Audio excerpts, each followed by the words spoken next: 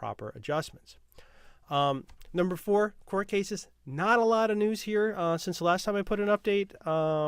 Last update is after I talked to John McBride in the McBride case. Nothing went on there. There was no appeal. There's likely an appeal pending in the Williams case. Haven't heard anything on that. One case is a plea bargain in Florida. One of the FBAR defendants, she won by being sentenced to a minute of probation. The judge in that case was a little bit outraged by the overreach of the IRS and sentenced her to a minute of probation, something like that.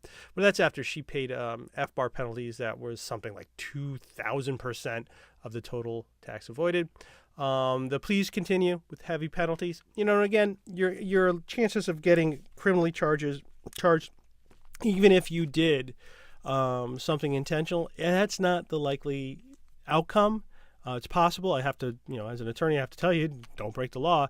The real likely thing here is getting audited and getting whacked heavily with these penalties.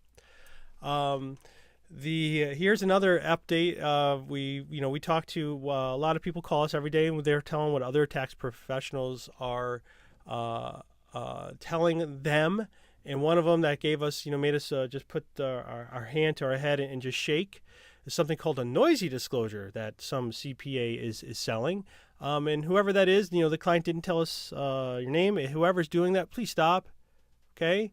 For reasons above, the IRS says not to do it. You're not helping your clients out, and you're going to lose your license. So don't do that. Anyone you told to do that, tell them to do it the right way. Okay? The IRS is serious about this, and they've invested billions of dollars into doing it their way. The other thing we've learned is a lot of CPAs, attorneys, they've tried dabbling a little bit in the OVDI representing people. And so many of them, they've called us and they just said, we can't, please help us with this. We can't do it. We have just, we're at our wits' ends trying to deal with the OVDI department. And the same thing, true of taxpayers who tried it themselves. And the thing is it's, that what this is, the OVDI is a resolution of a tax problem. Okay. It's not compliance work. It's really not. And that it requires a different temperament.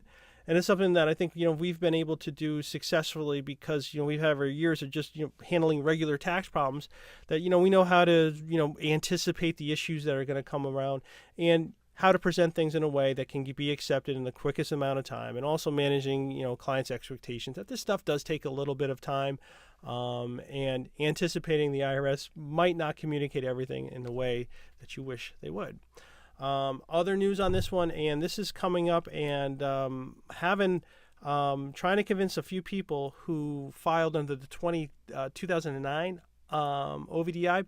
Now, in that program, there's one standard rate, 20%, whether you were guilty of sin or you made an innocent mistake.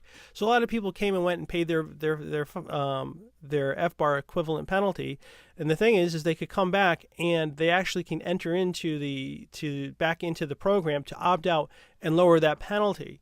But the thing is you got a limited time. So if you do happen to know one of those people who paid way too many penalties than you think they should have, they really might want to look into opening up their case to try to get some money back.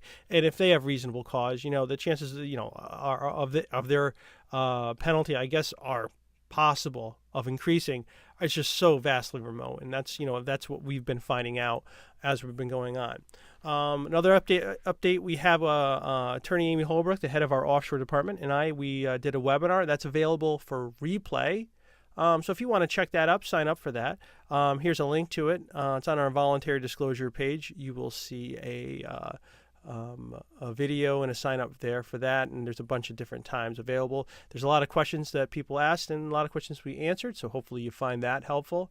Another update is we have done, again, Attorney Holbrook and I did an offshore continuing legal education credit, and it's for estate planning attorneys, so if you happen to be one of those. It's how to deal with unreported estates and decedents, hints for planning.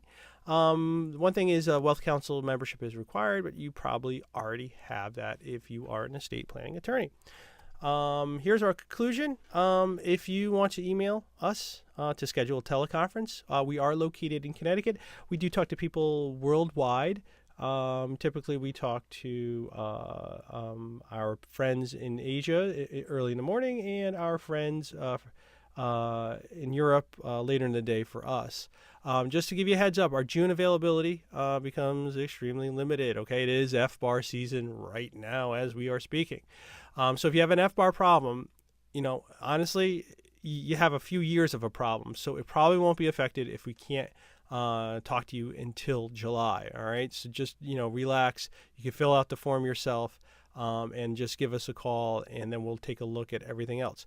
And just to give you a heads up about how we work, we are flat fee based. All right, we are not going to bill you hourly, and we'll give you a price guarantee before you're on the hook for anything. For more information and updates, please check out our blog at irsmedic.com. And there we go. This is Anthony Parent, Parent and Parent LLP, the IRS Medic. I thank you for watching.